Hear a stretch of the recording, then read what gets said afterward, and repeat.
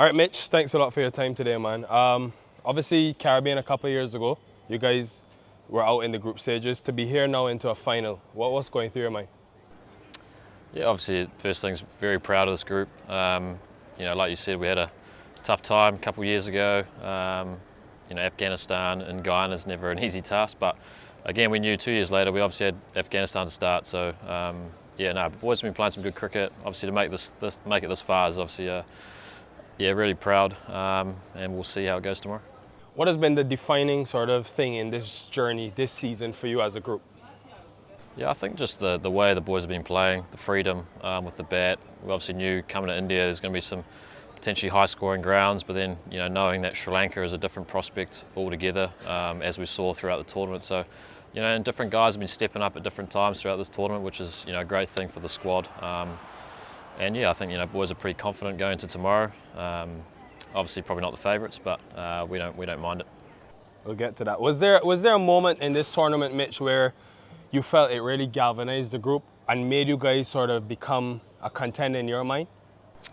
Yeah, I think for us, we kept it pretty simple. I mean, I guess the new format of this tournament is, you take it a stage at a time. We obviously had South Africa and Afghanistan in the first stage, and as we saw throughout, a lot of the other teams caused some close upsets and stuff throughout. So, we were just trying to take it one game at a time. I know it's easy to say, but that was kind of our mentality. First stage was Afghanistan, getting through there, the Super 8 again, and another, a different prospect in Colombo. I think that Sri Lanka game, kind of brought everyone together. We were on the ropes for a bit, and then put in a strong performance second half to end up being a crucial win. So, and then semi-final cricket, finals cricket is always just whoever turns up on the day. And boys were pretty confident going to that game. I know we're underdogs again, but it didn't really matter. And the fact that you guys were defeated by South Africa in the group stages and came back to beat them in the semi-final, what did that do for the confidence? Yeah, again, I mean, it was massive. Whenever we get to semi-finals or finals or playoff games, we back ourselves. It's whoever turns up on the day, who can, adapt to conditions. I think the way we started was outstanding. To put pressure on South Africa throughout the power play and keep chipping wickets away is massive. And then, the way the guys went out the bat was pretty cool to watch. And again, it's going to be the same again. It's whoever can do the little things for a long period of time. We know how good India are, and I guess we still back ourselves.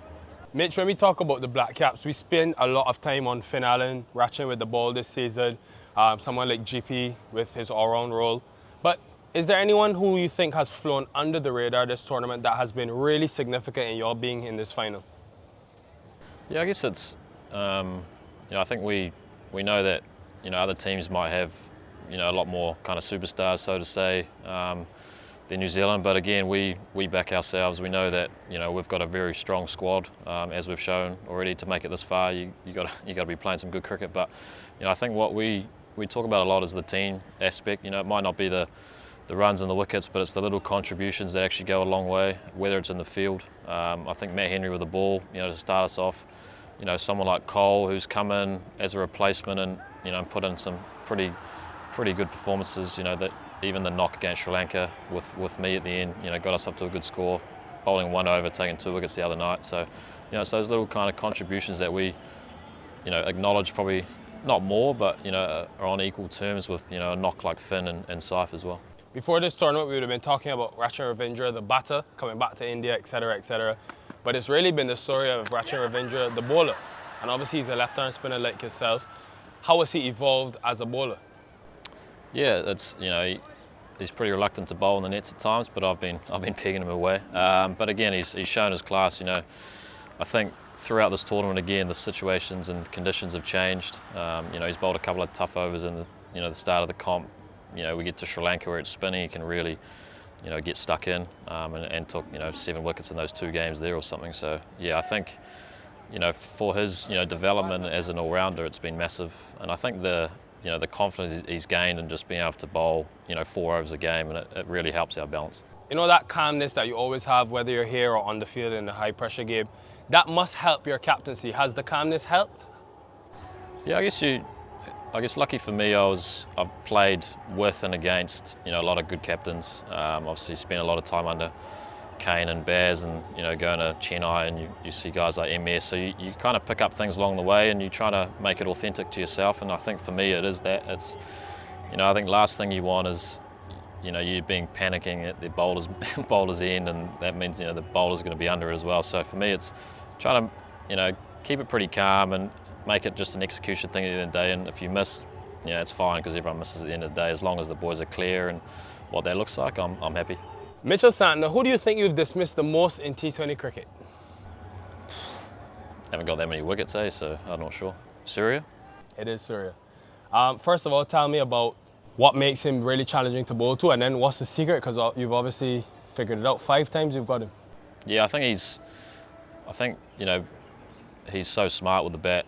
A lot of guys try to set up standard fields, and he's a big one on hitting gaps, manipulating the field to what he wants. As we've seen recently, we know he likes to sweep, and people put those guys square, but he's got that new shot that goes through mid-wicket, hits that gap. So he's very smart with playing situations as well, I think, and that puts him in a pretty good position as captain as well. He reads the game well. So I think we look at this lineup that India have got. They've obviously got a lot of power, but there's a lot of smarts in the middle as well, which I don't know if, especially Sky. And aside from cricket, obviously you spend a lot of time with him. We saw like in the pre-series, I remember seeing the tosses. You guys seem to be close. What's y'all's friendship like? Yeah, it's good. I mean, I think the nature of franchise cricket, and I think a lot of you play with a lot of different people these days, where it's in leagues, and I spent a lot of time at Chennai. Obviously, I think last year at Mumbai with Sky, Hardik, and so it's tough to have any real rivalries these days, because you could be in the dressing room with them next month or the next week. So, but again, there's I think it's the nature of the game has evolved. There's not a lot of secrets, and it's pretty clear what the plans and stuff have to be, because there's so much video footage and you play with guys and stuff. So at the end of the day, it's all about execution. And that whole aspect of spending time with guys in the dressing room, Bumrah, Tilak, Hardik, Sky, who you've had at MI, do you think that helps you sort of understand a player better, strengths, weaknesses, and then you can come and apply it to a tournament like this? Yeah, I think so, and I think it'll be the same for them. I think IPL is probably the biggest one for that. It's nice to your first few years to see what the dressing room looks like in opposition teams and stuff. And again, it's watch these boys train and watch them hit sixes for fun in Mumbai nets, and you're like, oh, okay, try not to get hit for 6. But I think it's Bumrah, the way he kind of thinks as a bowler, to Hardik as a finisher, Sky through the middle. So there's a lot of things you can learn from, not just the players, but the opposition, the coaches, and understanding conditions is a massive one in T20. And the more you play in India or where it is around the world, you get an understanding of what that looks like. Mitch, last time you guys won a T20 World Cup final was 2021, 5 years ago. You were there. How much have you grown as a person and a player since that moment? Yeah, I think captaincy, you kind of have to. Yeah, I think you kind of look at our record and making playoffs. We kind of keep it pretty consistent with our thinking and emotions, and I think there might be a tag of you'd like to win one, but again, you come up against guys who are also playing pretty good cricket. They're in a semi or a final for a reason. I think that game in Dubai, we put a pretty good score on, and then I think the nature of that tournament with the time of the year was, if you lost the toss, you kind of put yourself in a pretty tough position, because every team wanted to chase. And so I think again, it's not ideal if the toss plays such a massive part. So I guess we'll see tomorrow if there's going to be dew or not. I think Mumbai wasn't that dewy the other night for the semi, which was nice to see. And because you guys make the playoffs so much, that underdog tag, are you tired of it? Do you embrace it as a group? Yeah, I guess it's not our tag to put on, but I mean, we don't mind it. We're not, we have a, quite confident about the way we've been going about it, and it's fair to say we're underdogs for the final. But I guess the pressure's on India to win, in front of their home fans in a home World Cup. I mean, to win a World Cup at home is pretty cool. So I think, our job is to try to put them under as much pressure as we can throughout the 3 hours of the game and see what happens.